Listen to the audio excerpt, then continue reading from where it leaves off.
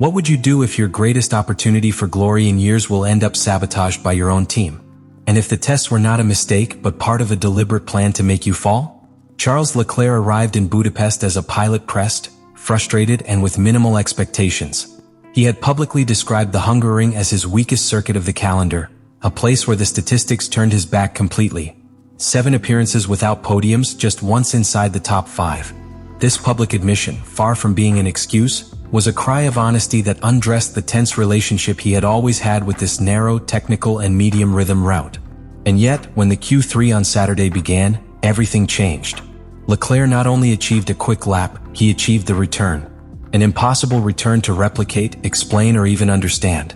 He himself, still with the helmet placed and the voice broken by the effort, said it when he got out of the car, "I don't understand anything in Formula One today." That statement was the beginning of a series of questions that are still without answers. Under normal conditions, Leclerc had no rhythm for pole. In Q2 it had ended 6th, and previous career simulations during the free suggested that both McLaren and Mercedes had a more consistent rhythm. But at that precise moment, under the Hungarian heat and with crossed winds that had begun to change direction, Ferrari found a technical window that seemed designed for that only attempt.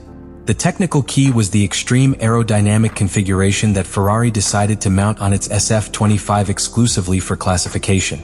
This version of the car was not the same as I had shot in the free. The rear suspension, updated in SPA weeks before, allowed working with lower handling heights and generated surprising rear stability. When lowering the center of gravity and modifying the rake, tilt of the chassis, the SF25 gained traction precision, something vital in the slow and medium speed of the Hungaroring. According to internal reports, it was even played with minimal tire pressures, taking advantage of the technical tolerances to the limit of the regulation. All that, combined with the cross breeze that affected the pilots who qualified later, created an ideal setting only for Leclerc. Oscar Piastri was only 26 thousandths and Russell less than a tenth, but none had that air cleaning that Charles enjoyed in his return. That pole was not just technique. It was political. It was emotional. It was historical. But it was also suspicious. Anonymous sources within the paddock, especially of the Mercedes environment, began to question whether Ferrari had manipulated variables beyond what was accepted. There were patterns in telemetry that did not coincide with the traditional data of the SF25 in high-load circuits. There was even talk of altered motor modes for classification and an electronic traction control system that, although prohibited in the current F1, could have been simulated through the management of torque in the curve outputs. And here appears the first narrative crack. If Ferrari really had such a higher package, why hadn't he shown it before? Why keep it for a circuit in which Leclerc felt weak? Was it a team's master play, or an internal commitment to benefit one of its pilots above the other? The race began with a postcard that few hoped to see in 2025, a Ferrari leading with absolute authority. Charles Leclerc kept the pole with a clean start, impeccably defended the interior in the first curve, and from there, began to build a margin that increased around after. Hungaroring, famous for its difficulty in advance, became its private circuit. For almost 40 turns, the SF25 was a perfect machine. McLaren engineers, direct rivals for the championship, soon expressed their surprise.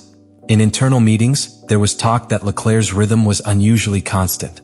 Not only was the leadership, but he did it with a level of tire management that had not been seen in any previous career. The first stint with middle compounds was almost surgical, without blockages, without excesses, without complaints on the radio. Ferrari seemed to have found the magical formula. The career strategy was executed with Switzerland precision, and the radio messages were minimal, almost all of confirmation. There were no external indications of problems or pressure. The paddock began to murmur something that seemed impossible until that moment. Ferrari had dominated each key variable of the race. And that, in Formula One, is synonymous with distrust. The turning point came without warning. At first glance, everything remained the same. But on Vuelta 29, Charles Leclerc broke the silence. "I can feel what we argue before the race. We need to discuss those things before doing them." That message was recorded by millions of viewers as a simple technical note, one of those phrases that usually go unnoticed. But for radio specialists, it was an unequivocal sign that something had been modified without approval. The following turns confirmed that it was not a paranoia. The SF25 began to lose adhesion in slow curve, suffers unusual locks in braking, and most importantly, it no longer had speed in the lines. Piastri, who until that moment could only continue at a distance, began to cut half a second by return.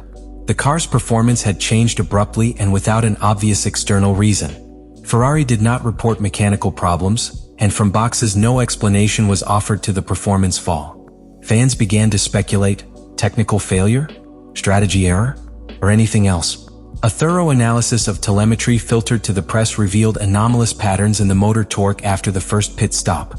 The power delivery curves had changed subtly, affecting the rear axle traction. This suggests that certain electronic parameters were reprogrammed during the boxes that, without being illegal, can deeply alter the car's response.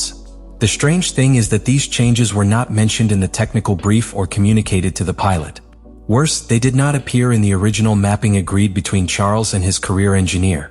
The Monegasco went from leading with solvency to fight not to fall out of the podium. In less than 10 laps, its advantage disappeared. First Piastri, then Norris, and then Russell passed it with relative ease. The SF25 was no longer the same car, and Leclerc knew it. His radio messages became more frequent, more urgent, almost desperate. "What's happening? This is not the car we had before," he said in Vuelta 38.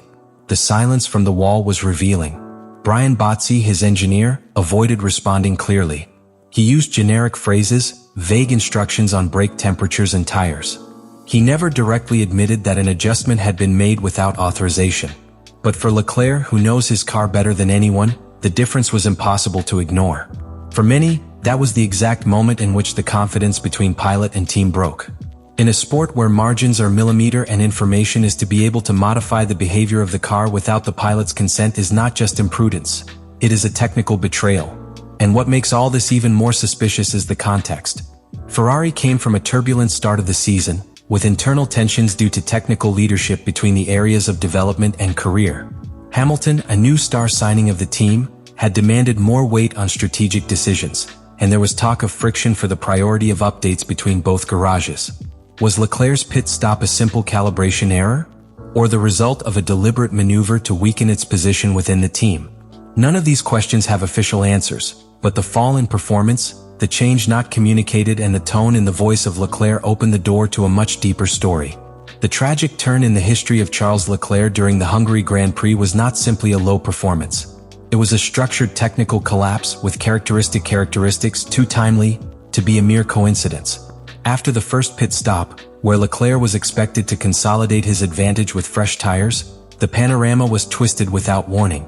The car lost speed in a straight line, the tensile in the curve outings became unpredictable, and, the most disturbing, the stability that had characterized SF25 in the first stint disappeared completely. Comparative telemetry analysis between the stints prior and after the change of tires reveals a deep modification in the behavior of the car. It is as if, instead of maintaining the same power map, a completely different, more conservative, less aggressive profile had been installed. One designed not to win but to survive. From Ferrari's pit wall, the answers were evasive. To each Leclerc consultation, the answers were vague. "We are monitoring, the data seem normal, avoids the curbs," a communication pattern that did not seek to solve the problem, but to contain it. What was later learned through engineering sources external to the team was even more disturbing. Ferrari apparently activated an intermediate calibration package that was not planned to be used in Hungary, a version that limits the mode of electrical power of the MGUK, thus reducing acceleration in low-speed areas. The justification? According to unofficial versions, it was a measure to protect the hybrid system after detecting potential overheating. But the temperature data available do not support that decision. There were no critical signs. There was no imminent risk. So why Ferrari applied a protection motor mode without clear failure? Here the most uncomfortable and feared theory is borne by any Scuderia fan, that the adjustment was deliberate. An act of internal sabotage, disguised as technical caution. We are not talking about cutting cables or damaging the car.